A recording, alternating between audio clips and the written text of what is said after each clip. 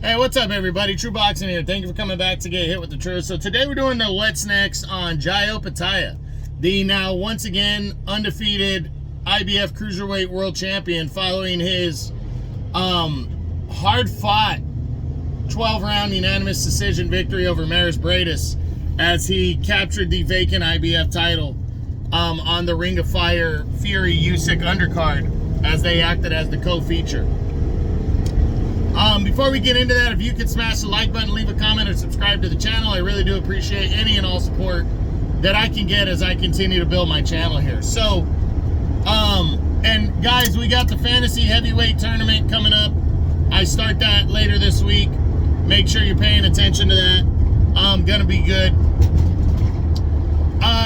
Back to this fight, you know, Opetaia and Breidis was an interesting, was another good battle between these two. I mean, Mairis Breidis gave his whole heart here.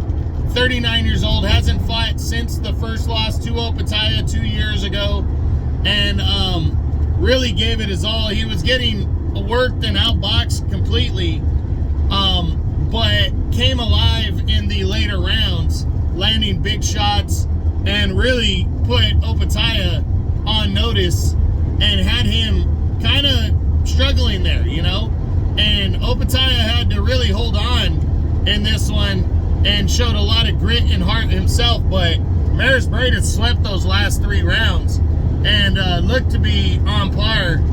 If he would have started a little bit earlier, this would have been a hell of a fight, but it was a hell of a finish. Jai Opetaia, congratulations to him on becoming the new champion again, a title he should have never been stripped of.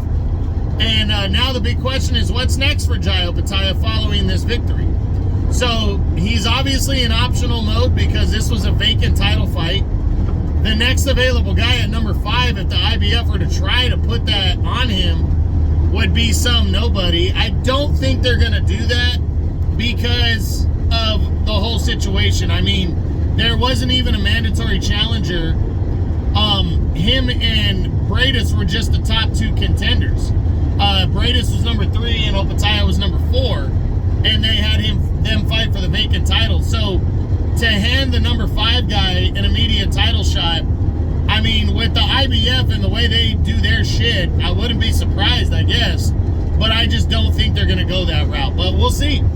So let's start with, we'll run through the top 10 and see what other options are there, especially with Opetaia fighting on all these big cards. Like, you're likely going to see him back for the Usyk Fury rematch that's supposed to take place now, December 21st, that we just heard. So we'll see. So let's go with number 2, WBC champion Noel Gavor.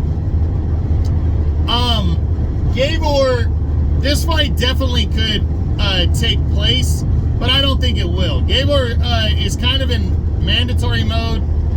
He was supposed to defend his title against Ryan Rozicki, and he was supposed to make a mandatory defense, and I think he just suffered an injury.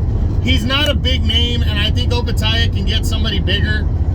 Even though it's a unification bout, I think it's kind of an outside option because it's a unification bout, but I think he's going to look at other options first. Then you got Chris Smith, the WBO champion. Definitely a fighter he should keep an eye on. Billen Smith is fighting Richard Riakporhe in a rematch on June 15th. It's a WBO mandatory fight right here. If Billen Smith beats Riakporhe in the rematch, then I say Opetaia should attempt to unify belts. It's a good opportunity against a British fighter, and these two guys could absolutely lock horns in December on the Fury Usyk undercard, and it would be a big fight right there to unify belts. So I absolutely think he has his eye on this fight right here. Then we got a third fight with Mairis Breidis. I don't see it. Breidis fought his heart out. He fought his heart out the first time, but overall Opetaia has convincingly won both of those fights, and I don't know if we're going to get a different result. So Opetaia should move on from Breidis for now and make at least least make Breidis earn this fight back. But you never know. But I don't think a third fight happens. Then you got Badou Jack. Badou Jack is a fighter that capitalizes on big fights. He's the champion in recess for the WBC. He's been, you know, he hasn't fought since he won the title last year when he knocked out Ilunga Makabu. So would he want to take a crack at Opetaia? I think it's possible, but not likely. Opetaia is a young fighter that moves, that can box, that has pop.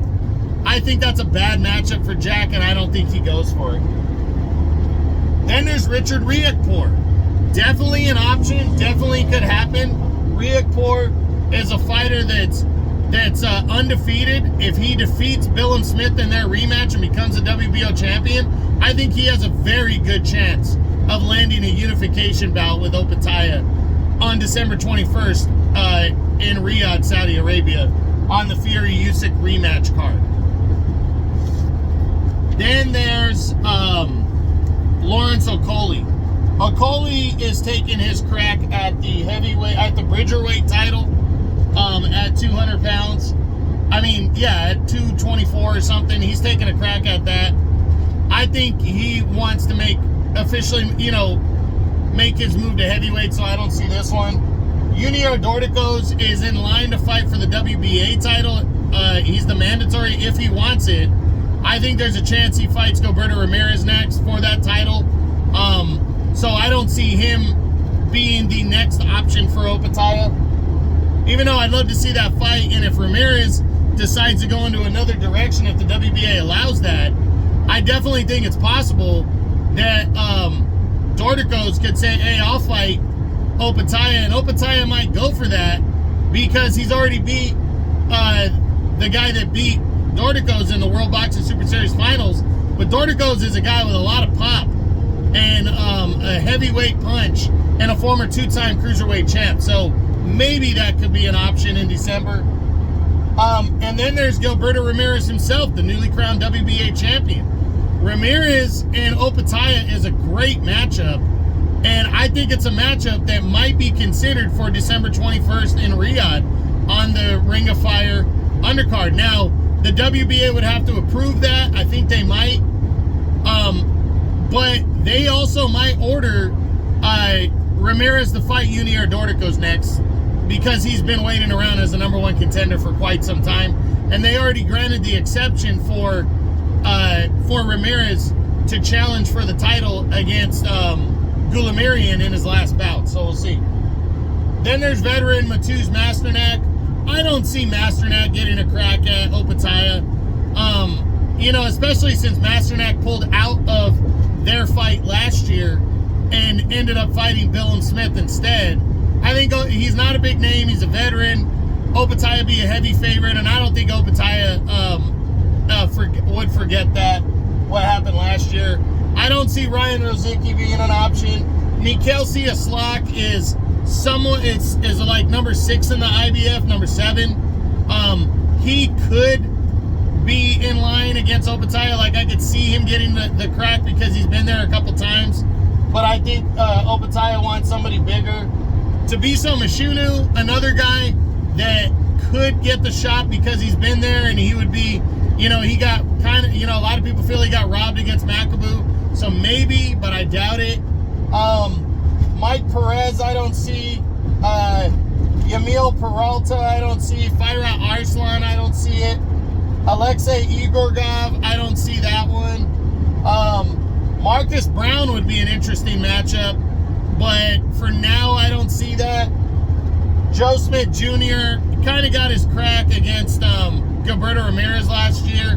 Hasn't done anything since, so I don't see that one.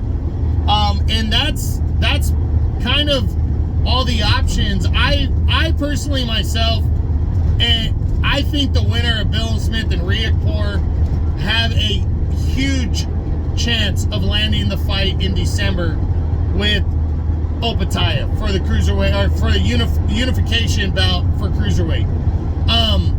That or Gilberto Ramirez. I think it's gonna be one of those two. But I think the path for Billum Smith and Riakporhe is more likely. A lot of British fans are going to tune in because of Fury anyways for the fight with Usyk. So I think Opetaia and the winner of Billum Smith and Riakporhe, I think that's the most likely option. But there are other ones. Like I said, Gilberto Ramirez, Junior Dorticos.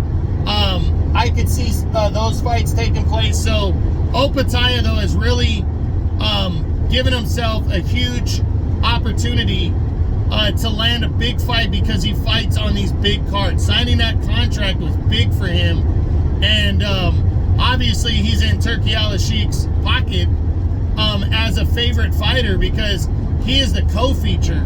And he fought and you know, he was on a big card, a big heavyweight card back in December. So I really think that Opetaia and the winner of Billum Smith Riakporhe makes a ton of sense, or Gilberto Ramirez. So we'll see what happens.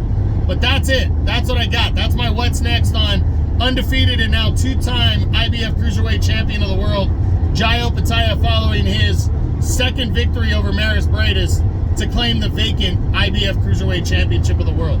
I hope you enjoyed the video. If you did, smash the like button, leave a comment, or subscribe to the channel. I appreciate any and all support. This is True Boxing. You've been hit with the truth.